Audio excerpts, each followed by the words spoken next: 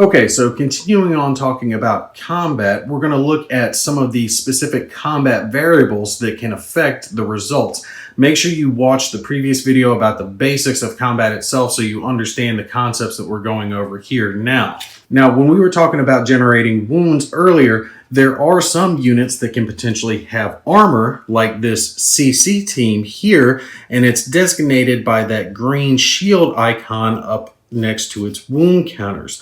When you have a unit, and this can be your units or the enemy units that can have armor, this gives them the ability to potentially stop wounds coming through. It doesn't guarantee it, but it does give you the chance. So what happens when you have a unit like this that has armor, you're going to do a random number generation again to see if their armor stops the wound that's assigned to it.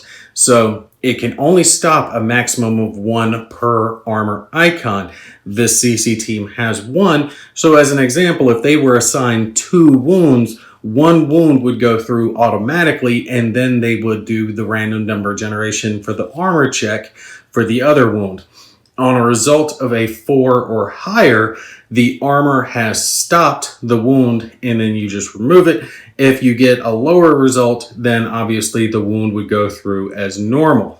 There are some units that have armor-piercing weapons, and as such, they're going to generate these AP wounds. And an AP wound will not be stopped by the armor that we were previously discussing, like for the CC team or for an enemy unit. So make sure you keep that in mind. If it's a weapon that generates AP wounds, that you use the AP wound counter. And if it's assigned to a unit that has armor, then you're going to ignore that armor when resolving this type of wound.